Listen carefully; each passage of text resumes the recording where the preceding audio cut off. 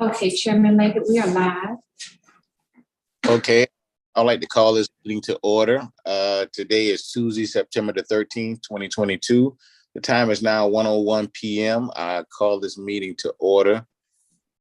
If we can go ahead with the agenda as written. So move. Thank you, Director Lockett. And Chairman Leggett, would you like for Mr. Massimo to go ahead and go through the agenda items? Yes, ma'am, please. Thank you, Director Leggett. I'm gonna go ahead and turn this over to our interim COO, Enoch Dumas, who will walk us through the agenda, but there's a couple of matters that we're gonna discuss with you today about some proposed temporary service modifications, and he and I will be talking through that together with you. But Mr. Dumas. Good evening, Chairman Cody, all of our board of directors. Thank you for being with us on today as we discuss updates for our committee for our operations department. I want to start out with our proposal board presentation about the COVID-19 measurements, emergency measures that we've been submitting to the board for the last several years. Because of the recent, not the recent, but the changes that CDC has lifted most of all of their restrictions on COVID-19. We have submitted the current packet and to extend that to December of 2022 COVID measures. But after December, we will no longer submit to the board for an item to consider COVID-19 emergency measurements.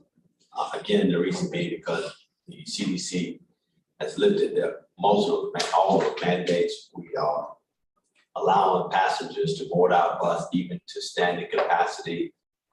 Masks, we're still encouraging individuals if they, to wear it for their own safety, but we don't mandate any of those things. We still do the cleaning, we still do all the things we do to make sure that we keep the bus and our passengers safe as possible, but we feel that it will not be required to continue to ask the board to give us approval for that measurement. With that being said, I'd like to give you our operational update and go over our presentation. Mr. Dumas, I think before you do that, we need to go ahead and cover also we've got hours of service policy, we've got the operation center on consent. Okay. Items, let's go through those as well. All right. They're in the packet for committee. Do.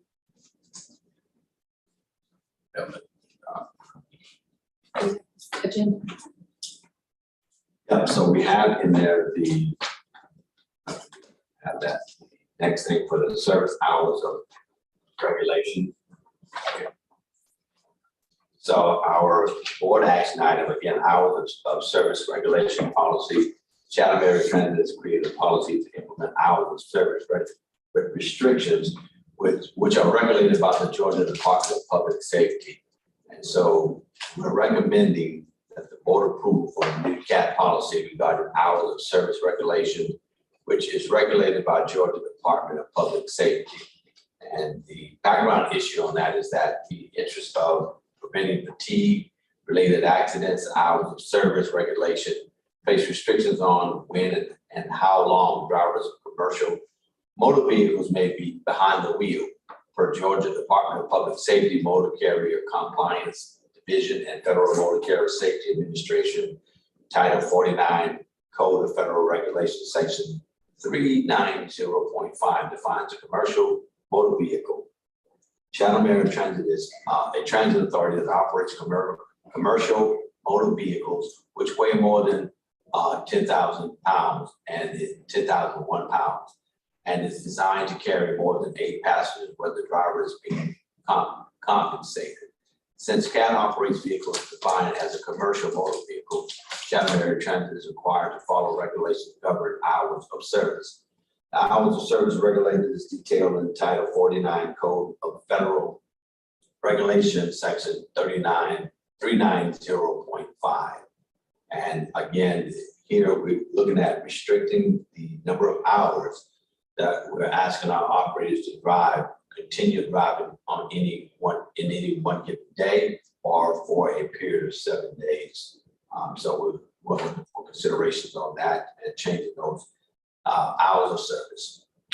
Our safety and security and risk manager, Patrick Fahey, is also here today and has been working closely with Mr. Dumas and leading this effort. Patrick, did you have any other further comments or notes that you'd like to share with the committee? Sure. So when this discussion came up, we understood that it was probably going to put a strain on service. And obviously, we want to make sure that we're covering service as much as we can, but we want to make sure that we're doing it safely. Georgia adopted the codes that FMCSA regulates, and they kind of mirror what FMCSA states. So we do have the Georgia code that supports the CFR Title 49 through FMCSA to assist with that regulation. One question, please, sir. Yes, sir. How many hours per day can a driver drive per week? So per FMCSA, an operator can drive a maximum of 10 hours a day. They can be on duty a maximum of 12 hours a day. And because of the short haul exemption that we are able to use, we do not have, some motor carriers are required to have, if you work 7 days and you have to take a day off, we don't have that requirement, which is nice. So we would be able to do, let's see, 140 hours of driving per pay period and 168 hours of on duty time per pay period. So per week, we can have 70 and what's that, 84? My math is correct. Director Lockett, we consulted with our peers as well. We reached out to Georgia Transit Association and also consulted with our peers from the state. And this policy is consistent, generally consistent with our peers. We also consulted with our attorneys, went through our legal services to ensure our compliance. And so, Just more than information. absolutely. All right, if you don't have any other questions on that, the other item is operations command center bus conversion. Here, we're asking for consideration for to request board approval to decommission the CAT bus that has reached its useful life for FTA and convert it into a mobile emergency operation center. The goal there is to have a mobile command center vehicle such as a bus, in this case, that is used to maintain workspace outside of our physical building. The mobile operation command center will be used in the event that operations cannot be conducted from CAT Central building. Such event will include if CAT Central were to place on lockdown, the mobile OCC could be used to continue operation and avoid disruption in service. We would ask also to look at using the mobile unit during hurricane evacuation by setting up the mobile OCC at the staging location and again planning the arrival and departure of all CAT buses. Currently, CAT has begun planning the build for the mobile emergency operations center. However, a bus needs to be decommissioned in order to begin the conversion. Most of the conversion will be completed by using CAT staff. Staff has selected a vehicle 0606 to be used for the project. This is a 2006 Buick low floor that has over 600,000 miles for FTA and has reached its useful life over the last 12 years. And rather than disposing of this vehicle, CAT will refurbish the unit to the into the command center. Directors, we are really pleased to bring this idea forward. This is again an idea that's developed by our safety, security and risk manager. And it was also an outgrowth of recent trainings that we've been doing in cooperation with our partners at Savannah PD and Homeland Security and otherwise. So we think that this is a really smart especially given where we are situated near the coast, and inclement weather events and so forth, but also just some of the modern occurrences that we see in today's world that require that sort of incident command structure. Gives us the ability to be very nimble and mobile in the community and to partner effectively with public safety that is also operating oftentimes in a mobile command center environment. So we appreciate, we are still, as you noted in the agenda item, we are at this point just seeking your approval to move into the planning phase and the decommissioning of the CAT bus in order to accomplish the project, and the financial impact of what it's going to take to actually outfit the vehicle and convert it and so forth will be brought to you in a future action.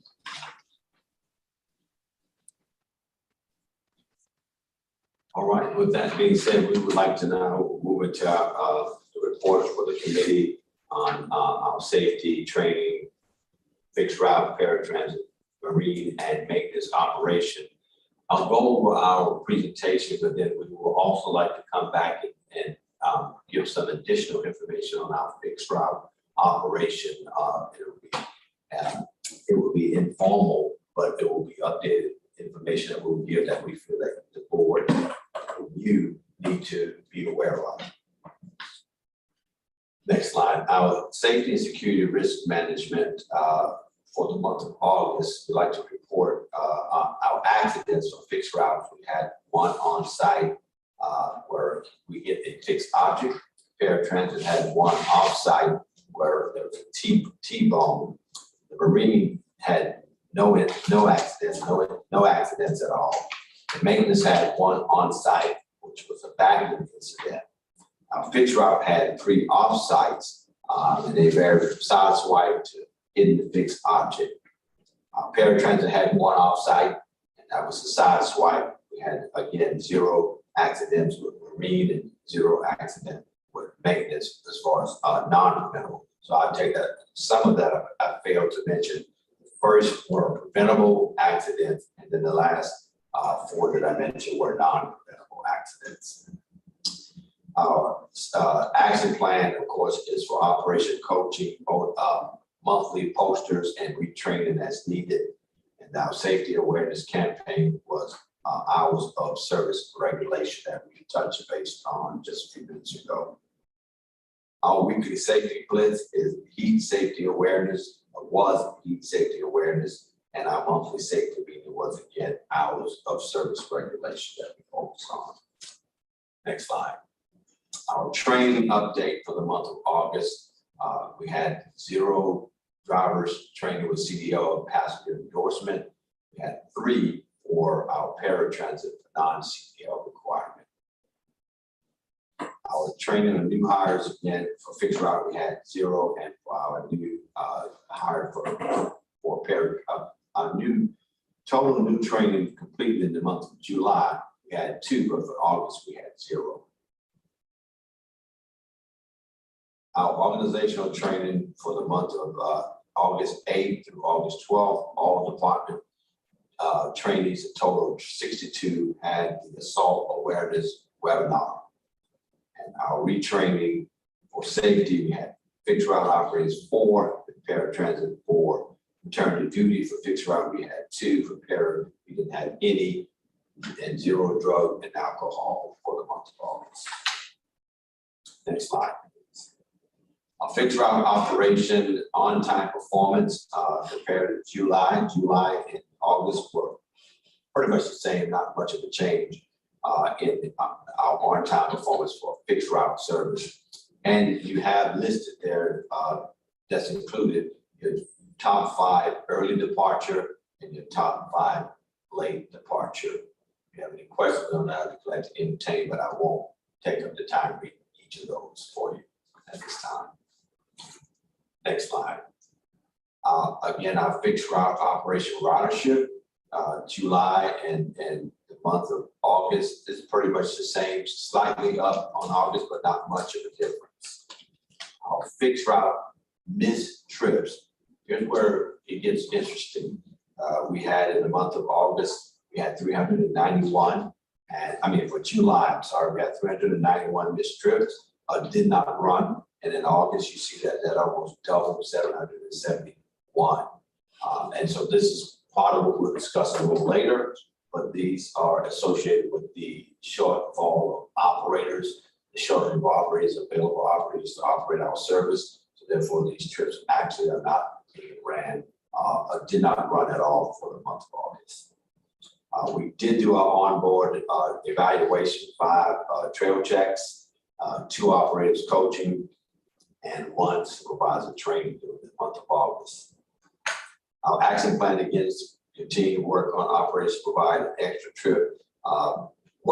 Missed trips is getting our operators to work extra and to get them to run additional trips and try to avoid as many missed trips as possible. Again, we have restrictions there because of the number of hours that the operators can actually drive per day. Our next slide, please. Paratransit update. Our on-time performance is for July was 89% and slightly down in August, 86%. Our ridership, again, we had an increased ridership for paratransit, all while at the same time, we had an increase here again in the number of missed trips. Again, we went from July, 152 missed trips to now in the month of August, 669 missed trips.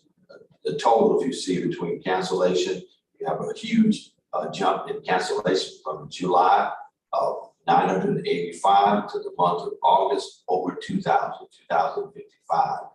This too can be contributed to the fact the shortage of operators available. Though we hired a class recently, 3, I believe that we currently only have 1 of those individuals remaining out of that class of 3. So we still continue to have challenges where to have applicants to apply. And for those who are applying, it seems to be a trend of flexibility in scheduling.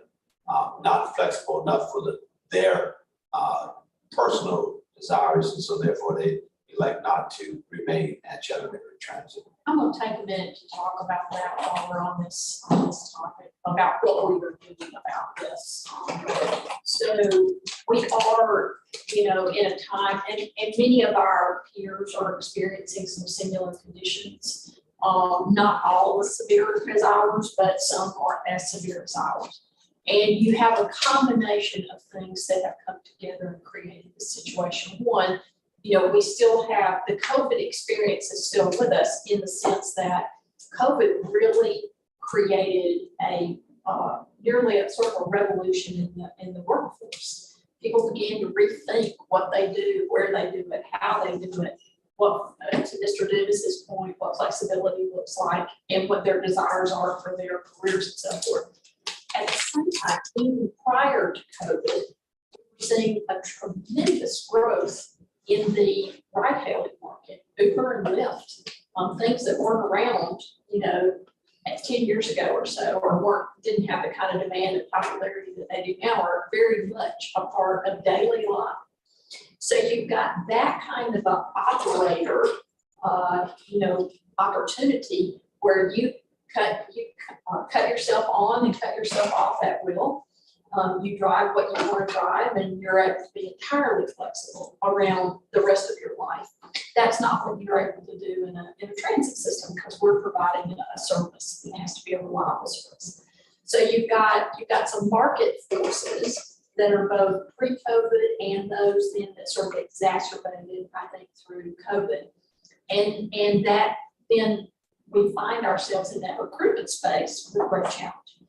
One of the things that we have done, we believe this month we're going to start to see some really positive results from, is the State Department of Labor, the Georgia Department of Labor has a unique offering that we have been able to take advantage of, very unique, that they've extended the service to us as another public agency, and it's called customized recruitment.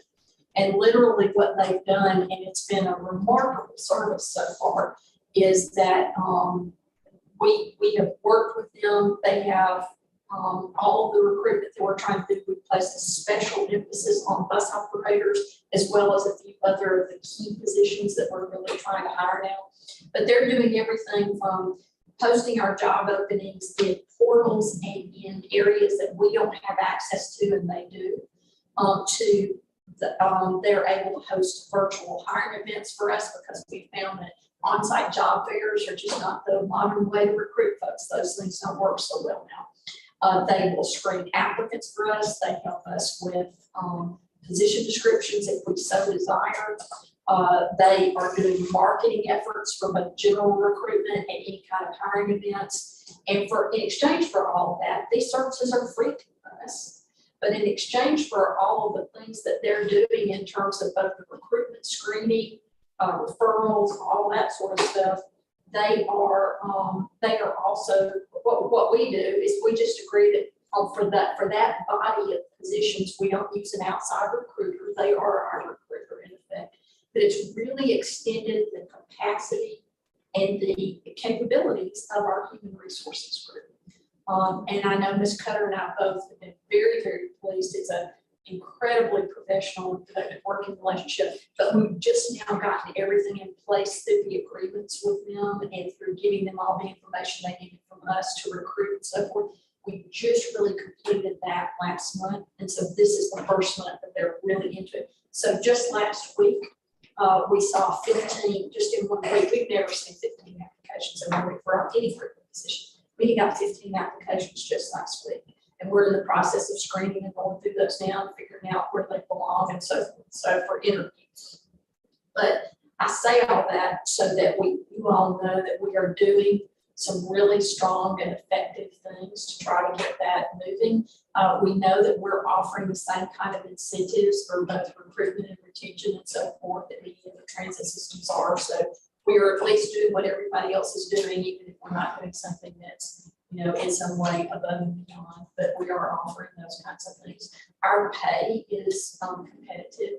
And Mr. Dennis and I have been, we've met with and are working closely with our employees who are part of the union base here, to make sure that they also are understanding that partnership that they can help us with recruitment for positions here. So I want to give you some assurance that there is a lot happening right now behind the scenes that we believe will start to reverse some of these trends that are just a part of the market. We're also participating with APTA in a national research project that's going on around the workforce shortage, and bring those lessons obviously home here.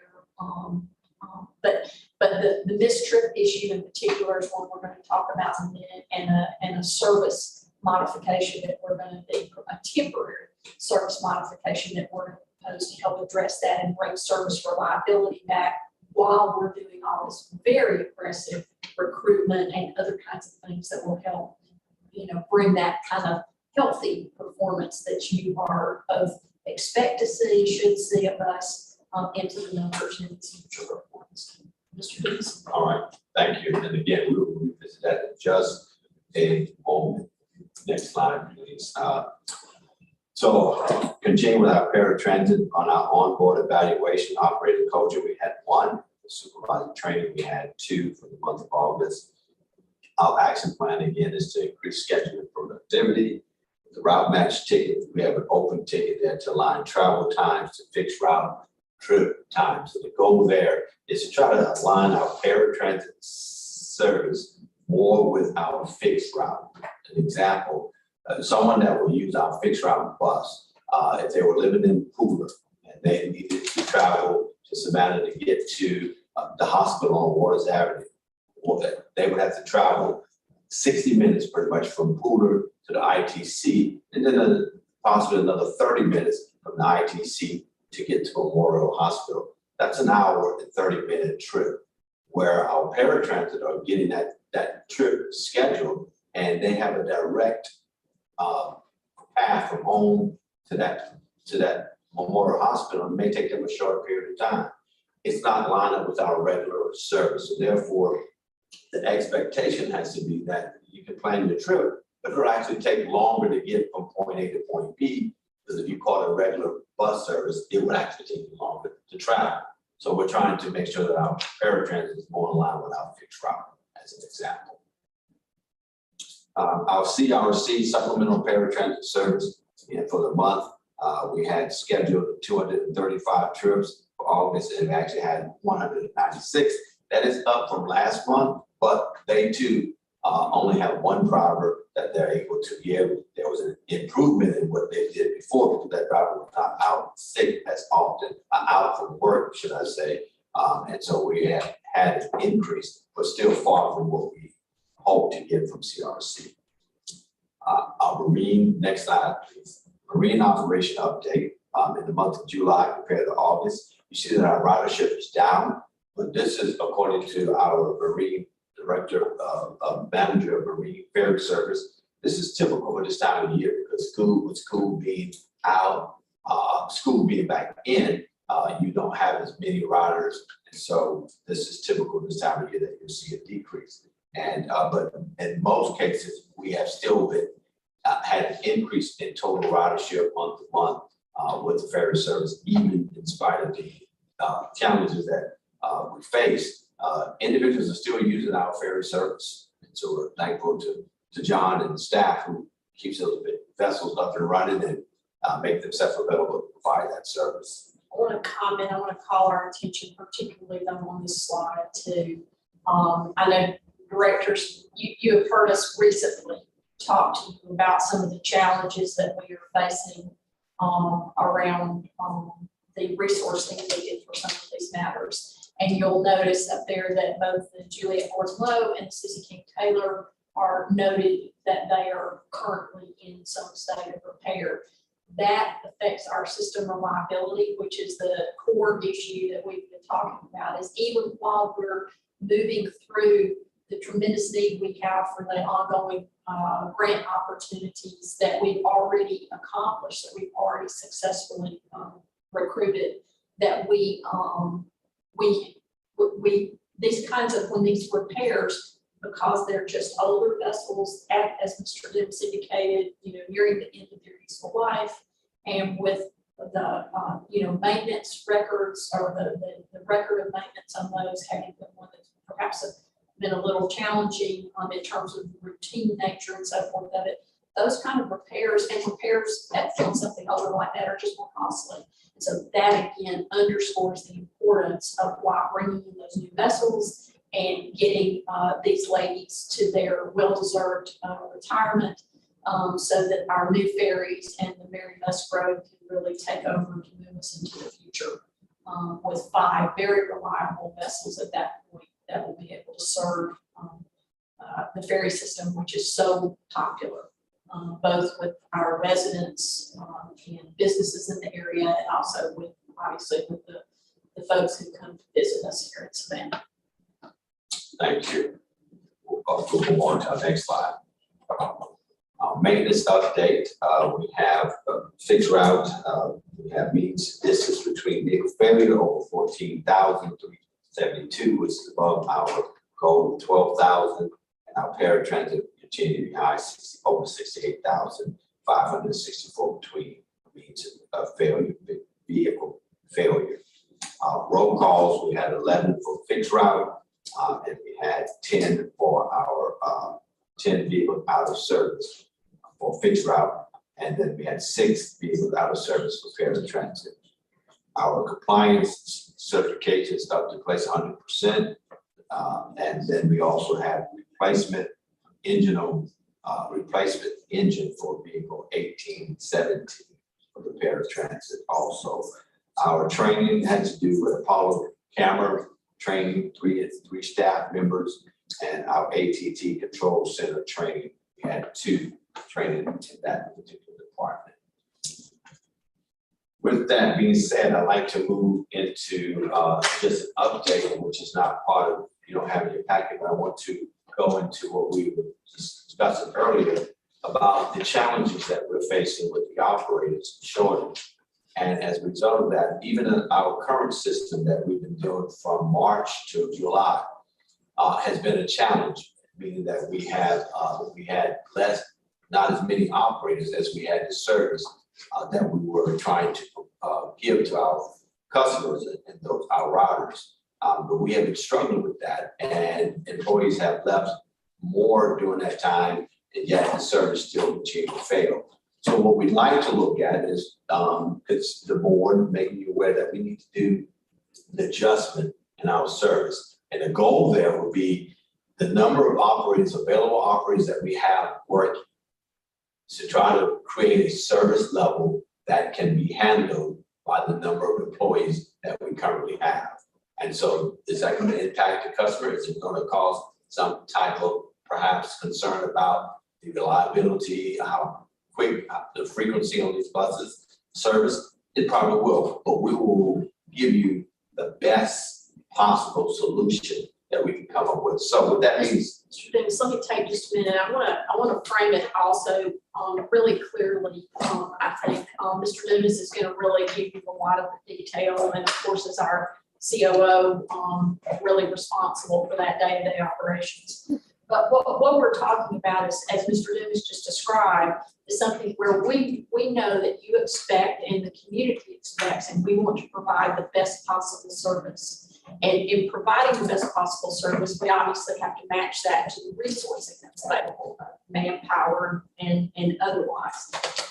FTA regulations permit us, still continue to permit us to do something called a temporary service change. So as Mr. Dumas stated, sometimes the service changes will cause some concerns in the community, but one of the things that we want to do with this is, one, we're going to enhance our reliability by providing more consistent and effective service. But we're going to do it for the temporary period of time. We're suggesting probably about 6 months. That would give us time to let all that recruitment that I described to you earlier today catch up to the kinds of service levels that we want to go back to providing. So in this temporary service change environment, the regular processes that you might have seen otherwise, Title VI, equity, public meetings and all that, they're not automatically triggered with the specific advance notice requirements and all that sort of thing. Nonetheless, because we understand that the reliability is also a part of how we communicate, our communications team is going to work on some very ongoing routine communications that will get deeply into the community to understand what these temporary service modifications are and the time frame for which they will extend. Meanwhile, the whole time we're going to be working again on both the challenge of recruitment and person power, the operator shortage issue, as well as on the operational characteristics. In deploying that rigorous ongoing outreach, we will also have a rigorous, again, because this is a temporary service modification that doesn't require all of the regular sort of FTA things for a permanent service mod. We will be doing our process documentation protocol throughout. We've already made contact with FTA to discuss this, and they are aware of our intentions, and we will be keeping the board informed throughout. You may hear from some folks in the community, but we also expect that with our very vigorous communication strategy, with the notion that what we will be providing will be very reliable. The missed trips issue that you saw earlier will begin to reduce. And here's what I think is a really important part. We're focusing forward. We're thinking about where CAT is going and what CAT is ultimately wants to be and is going to be in the community.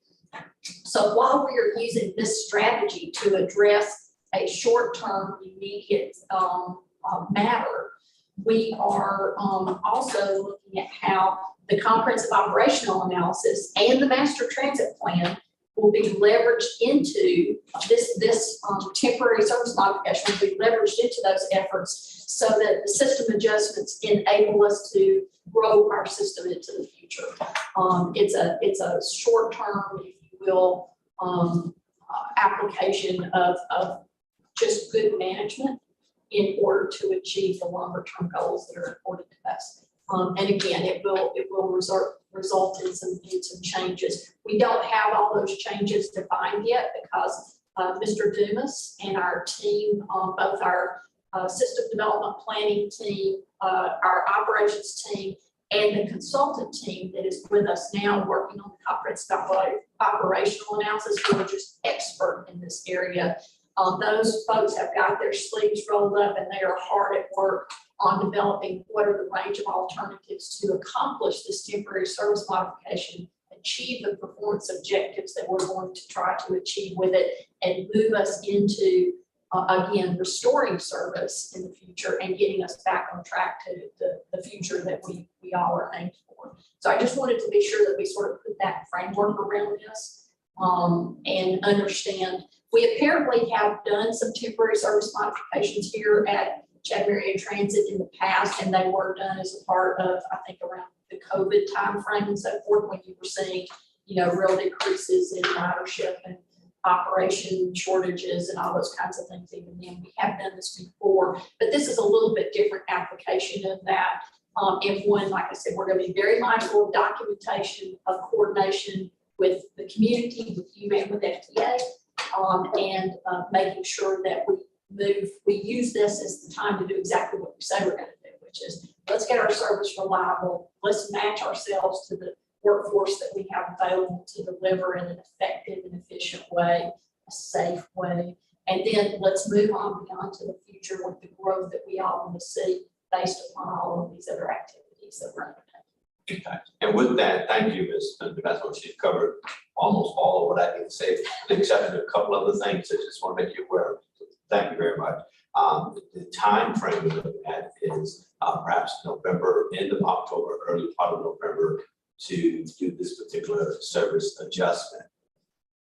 Two things to be aware of: that our Saturday service will probably be the greatest, it will be impacted the greatest. We provide almost 80% of our weekday service on a Saturday now, and we know that we'll have to reduce that. And so that's where you'll see some of your greatest adjustments on Saturday, perhaps some slight adjustment on Sunday, but the goal here is to make sure that we provide service 7 days a week, except for the days that we're closed for holidays. So we'll continue to provide service. We'll just modify, reduce it so that our staff can cover it, so that there's no an exhaustion of hours that staff is having to work or required to work in order to meet the demands. And then more importantly, to make sure that the public clearly understand and know the hours of services that we will run, and make it as reliable as possible so that they can, without standing up and say the bus didn't show up, they can almost be assured that it will. That's why we have this reduction. That's why we're going to give you the best possible solution that we can with the number of operators that we have available. We expect by the September board meeting, the consultant, Jim Ritchie from WRA, that's currently leading the comprehensive operational analysis and is deep into this work, will be in attendance at that meeting and will be presenting to you the specifics of this temporary service modification that we're proposing. Again, like I said, we expect it to be something on the order of probably around 6 months or so, but the FTA circular, that regulation that permits us to do this, says that a temporary service modification from our current can be up to 12 months. We don't expect to do that this long. We expect to be around 6 months. And again, it's also exempt from all of the other provisions. We are mindful, though, always mindful of equity consideration. So again, remember what I said earlier is even though those kinds of things are not formally required, as a part of our communication strategy, as a part of that documentation package that we're going to be keeping over the life of this temporary service modification, we'll be carefully examining those kinds of impacts and being mindful of them and making sure that we mitigate and minimize as much as we possibly can during this period of time. But we are very, in a challenging time, we are very excited about where we're headed, and we are very excited to know that this is a strategy that will get us back to the kind of service reliability that our customers deserve and expect. All right. With that being said, do you have any questions that you'd like to ask at this time? No, sir. I think a lot of our questions were answered when we had a chance to speak with leadership on yesterday. So I don't have anything. Do you have anything, Mr. Lockett? No, I do not. Well explained. All right. Thank you, sir. And Mr. Allen, our marine services manager, is here with us today, and given that ferries have been a bit top of mind lately, we thought it would be good to have a quick refresher on just the historical ferry overview. If you recall, at our last meeting, there were some questions about, well, how old are the ferries, and how long have they been in operation, and just some of those kinds of things. And so John is here today to just do a quick history of the belts, to answer both those questions, and also because this is a top of mind topic for us right now. John? Yeah, thank you, Mr. Massimo. Yeah, put together a report and quick presentation for you, just a little bit about the history of the vessels, how long they've been in service, just as she was saying. So of course, we have 4 different vessels, as I'm sure you're aware, the Juliet Gordon Lowe, the Susie King Taylor, the Florence Martis, and Mary Musgrove. Of course, they're all named after famous Savannah women, which I'll be going over a little bit more about their histories in just a minute, but we can move on here to the first vessel, the Florence Martis I'd like to talk about. So she is the oldest in our fleet here. She actually was built in 2001, designed for Jonathan Clutton, which some of you probably know. He's the CEO of the River Street Riverboat Company. In fact, I worked for him for quite a while.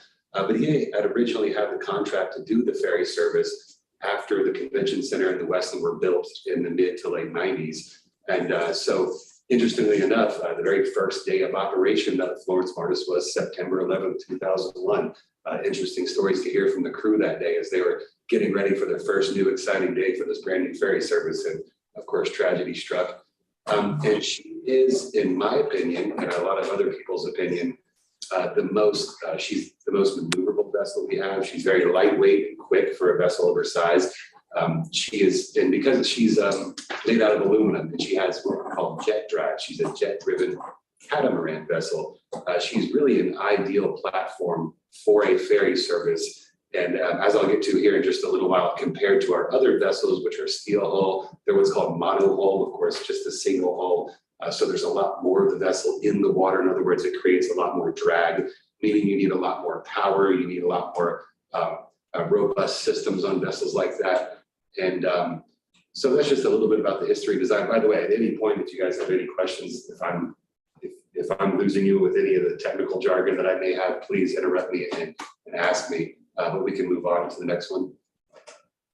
So of course, the namesake of the Florence Martis is, as most of you probably know, the Waving Girl. Florence Martis is actually known worldwide as the Waving Girl of Savannah, Georgia. Born in 1868 on Cockspur Island.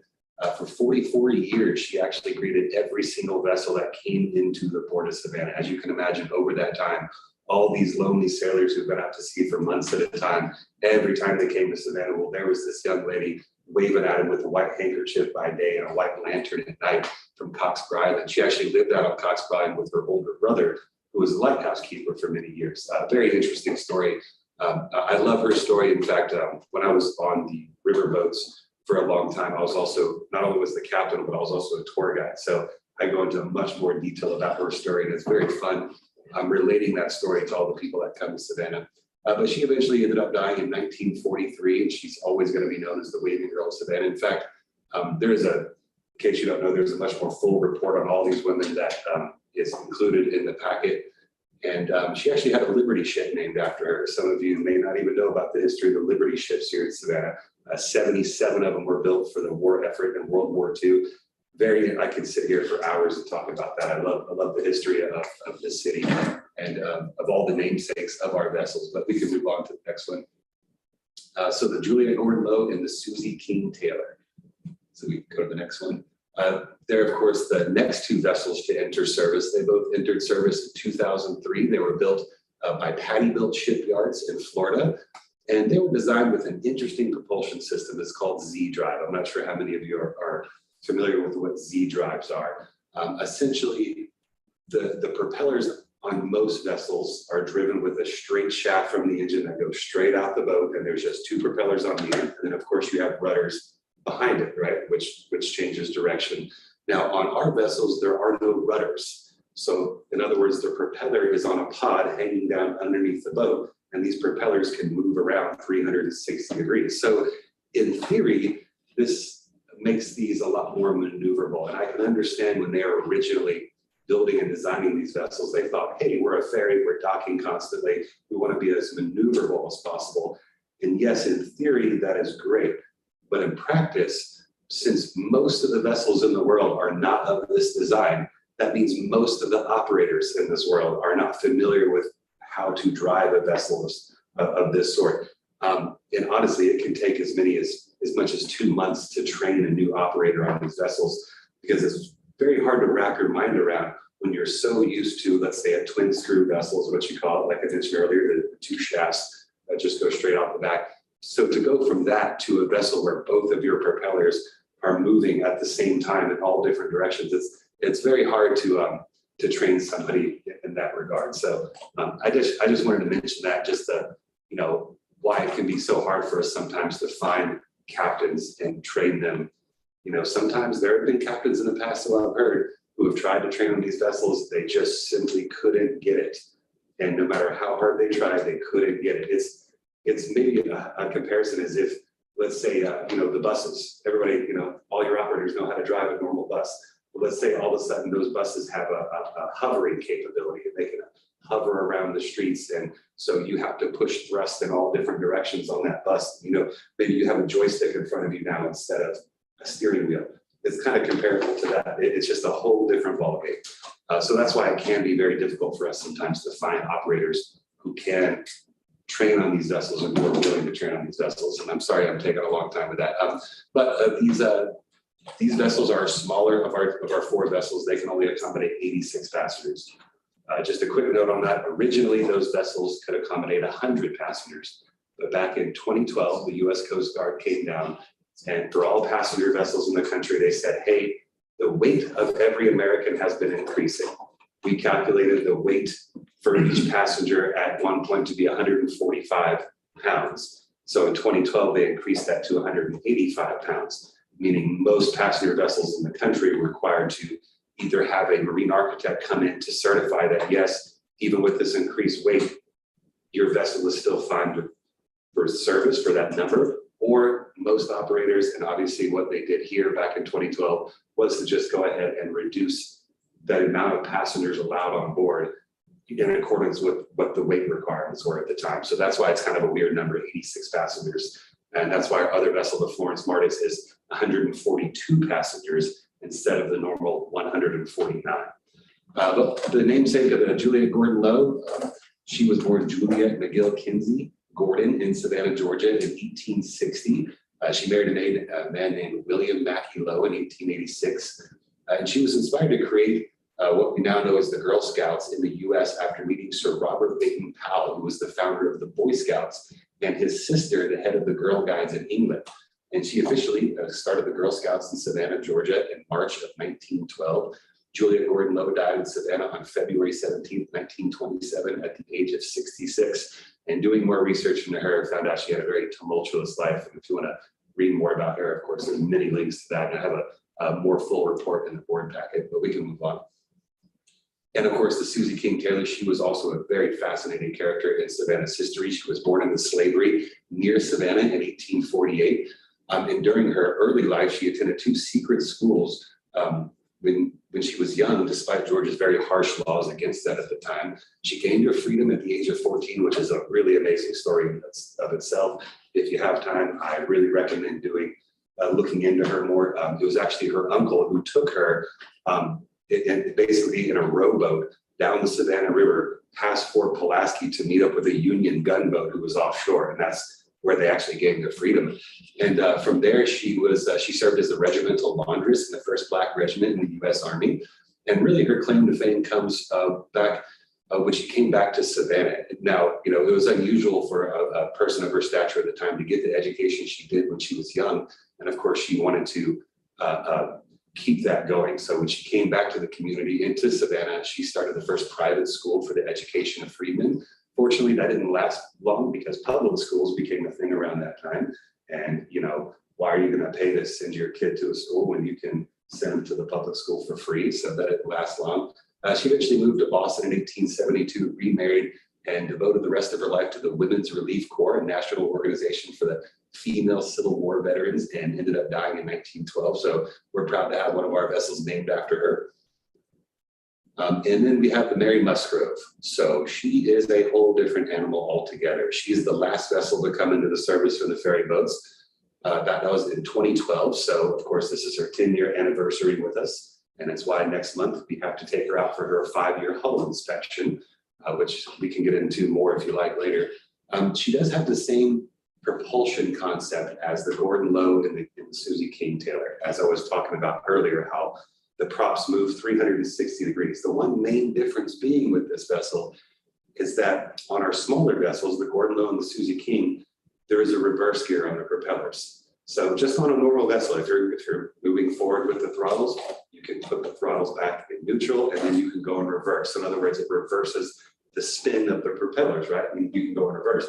Well, on this vessel, that doesn't happen. The propellers only ever spin one way. There's no gear to stop it and spin it in reverse, meaning that if you want to come to a quick stop, or you have some sort of situation where you need to change directions very quickly, there's no reverse. You can't just all of a sudden throw the boat in reverse and come to a quick stop. No, you have these two dials, basically steering wheels that you're constantly holding onto, and you have to spin them around if you want to stop. And now to spin these big pods with these gears and hydraulic systems can take a few seconds. Now, some of you may, that may not sound like a long time, a few seconds to get a boat to start slowing down and stopping, but it's kind of almost like stopping a freight train in a way. You can put on the brakes, it's going to take you a mile or more to stop, and it can take quite a distance for this vessel to stop. And the part of the reason I bring this up is that, I was talking about the difficulty of training new captains on our other vessels. Well, at least on those vessels, they can go in reverse. On this vessel, it's a whole different ballgame. To go in reverse, you actually have to spin the propulsion around, and then to get going again, it has to spin it back. So definitely this vessel is a big improvement in overall design from our other vessels. Of course, as far as passenger capacity, she has larger capacity, 149. The noise level is much reduced, and she is a little bit quicker and speedier. As I mentioned, difficult for captains to train on, but she is a much more well-built and sturdy vessel. But I would like to just go ahead and throw this out there in the future. Let's please, please not go to a Z-Drive design for any more ferries in the future. Please. That is why the vessels that we are currently designing and here very soon about to put bids on, those are jet drives, just like the Florence Martis, like I told you earlier. They are so quick and maneuverable and lightweight, so much easier for captains to train on. So, of course, the namesake for the Mary Musgrove, she was born in 1700 to an English trader father and a Native American mother. She grew up learning the Creek language of the Muskegee and the cultural traditions of the Creek natives here in the area. In 1717, she married John Musgrove, who was an English trader. And then she was hired by General James Edward Oglethorpe. I think probably most of you are familiar with her story.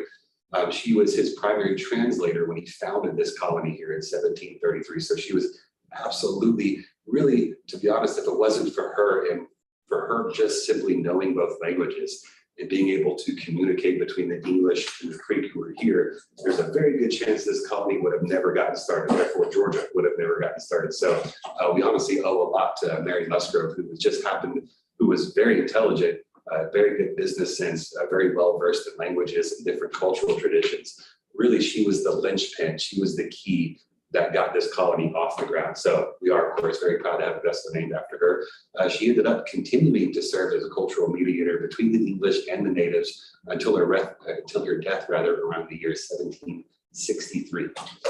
And just at the end here, we wanted to throw in a little bit of general information, kind of what I touched on earlier. As you can see, the Julia Gordon Low and the Susie King Taylor, they're essentially identical vessels. They both have passenger capacity of 86 passengers plus 2 crew. They're both 55 feet long, and they both have Cummins diesel engines in them. And the Florence Martis, like I mentioned, she's the oldest one. She only has 142 passenger capacity plus 2 crew. She's 62 feet long, and she was repowered. I wasn't here at the time, but she was repowered, I believe it was 4 or 5 years ago, with brand new John Deere engines. So really, out of all of our vessels in the fleet, she is the most reliable. And to be honest, at this very moment, she is the only one that we can put into service. The Mary Musgrove last week actually went down with some clutch issues, which we are working frantically to get resolved right now. And then you got the Mary Musgrove, 149 passengers. He's probably the most comfortable boat that we have in the fleet as far as passengers go. And as far as when you cram 149 people on a boat that can legally hold 149 people, that's the quotation marks I'm making there. You can legally put 149 people on that boat. You can legally put 142 people on the Florence Martis. But in practice, when you have that many people on that boat, I would say the last 50 people to get on the boat is standing room only. So, so essentially I tell my crew that when we're having very large groups getting on the boat, I tell them to cut it off sometimes, to be honest, because we don't honestly, unless it's a group that all know each other, they're all in the same convention and they all getting on the boat, it's fine if you cram them in like sardines on that boat, get them across the river real quick. But if it's just a really busy day and there's a lot of people getting on, and they all don't know each other, especially, with pandemic, still fears of the pandemic fresh in people's minds, cramming that many people on a boat at one time freaks people out, to be honest, and it's not nearly as comfortable. So we do our best to kind of trip by trip to kind of gauge that. And I empower my crew members to essentially leave it up to them to what how they should or shouldn't load the boat at any given time. But I think that's, so the last part here, the life expectancy of all these vessels are between 25 and 42 years. Now I want people to focus on that 25 year. That's coming up very shortly on a few of our vessels. Of course, the Florence Martis, I imagine with the proper care and how easy she is to work on, we could keep her going probably for another 20 years into the future. Not that we necessarily want to. But the older vessels, the Gordon Low and the Susie King Taylor, with their unique drive systems and their smaller capacity and frankly, the lack of care they've had over the years. Coming from the passenger vessel industry, I don't want to take up too much of your time. Just stop me if I'm rambling here, but coming from the passenger vessel industry, the standard of care that those vessels have received over the years is absolutely abysmal. Okay, allowing these vessels to essentially sit there and rust away, only fix things when they break, not have a preventative maintenance program where you're on a schedule checking different systems on that vessel, instead reacting to a breakdown rather than getting ahead of these breakdowns. That is why we are currently, again, I don't want to take up too much time, but we are about to have to spend a lot of money to ensure these vessels are going to get back into service very soon and continue to service for a few years to come. John, one thing I would add to all that is, Yeah. I think that was great. That was a great overview. Appreciate it. I think one of the things too that John's suggesting that we focus on with that is the notion that, a great preventive maintenance program, which we have now and which we will continue into the future, especially with the new ones as we bring them on board, extends that useful life. It is likely that with some of the vessels we have now, we have actually depleted their useful life faster than would have been available or expected because of the lack of robustness in our maintenance. But we are there now, and moving forward, we will continue to be there, and we're excited about the notion of replacing these vehicles in a way that we can continue. Just like we were talking about earlier with our bus service, we can make sure that we're providing reliable, effective, efficient, safe service. So, are we at the end? I think so, yes. Okay. Thank I you. would just like to make one comment. Yes, sir. That was one of the questions I was going to ask you. What are we doing about preventative? But you answered that very well. Well, thank you. And that will Yes. save us money in the future. Yes, it And will. our ferry maintenance facility is going to be key to all that, Yes. which we have a grant for. We're excited about that. Yeah, So, and dredging that slip as well. and dredging that's yeah. Those vehicles, called vehicles, for lack of a better word. Sure, vessels. That we have not been given the maintenance on, are we going to try and use them in the Yes. very future? Are we going to just? We're going to retire those vehicles Yes. per the FTA regulation requirements and all that. And we also, you may recall this, Director Lockett, from some previous meetings and from some of the snapshot reports, We have identified a local committee of folks, including having Chairman Cody appoint someone from our board to serve on that as well. But folks that are either in the marine services industry, in historical commission, those kinds of things, to come up with what is the retirement plan that respects all of that long history that these vehicles, these vessels have played, and especially the naming of it, and to think through what the naming would be of those new ones that we're going to be bringing on board. But can these be retired for exhibit purposes? Is there someone that wants to purchase them for some other kind of, but continue to be sure that we're respectful and memorialize the role that they have had in the history of Savannah. Yeah. And as far as operationally, we actually have the Susie King Taylor at the shipyard right now, getting her drives repaired. Unfortunately, I just discovered this morning, the seals weren't put on properly the last time she was out of the water, therefore salt water got into where her motors are at the foot, started eating away the metal. I don't know if you guys know, salt water and steel do not mix, and it corrodes very, very quickly. So that is getting taken care of right now. Then the Juliet Gordon Lowe, as mentioned at the last board of directors meeting, as soon as the Susie King's out of the water and we have Mary Musgrove back in October after her 5-year hull inspection, then the Juliet Gordon Lowe is going to be going in for her extensive rehab where she's going to get painted top to bottom. Hopefully I'm going to get a new generator put in her. And so we are just focused, laser focused on getting these vessels to a level where they should have already been, and then maintaining them at that level to make sure we can continue service. Until the new ones. come on board. Exactly. We're just trying to continue to buy our time for reliability. and that That's stuff, right. so. Is there a market out there for used vessels? There is, I would say those smaller vessels, the market would really be a lake somewhere, one that doesn't have a strong current. These vessels are incredibly overpowered. It was a brand new design when they first built it, and they thought, oh, these vessels will be able to go 10 knots against the current in the Savannah River. Well, we're lucky with the swift current out there. We can go, you can literally walk faster than the ferry boats can go against the tide on a strong ebb tide. I've been driving those boats, going up the river against a strong tide, looking over and seeing a person keeping pace with the ferry as they're walking up the waterfront. So certainly in an environment that doesn't have a lot of current is maybe where the market would be for that. So that's right. Very good. All right, under, John, thank you so much for that very Very thorough welcome. presentation.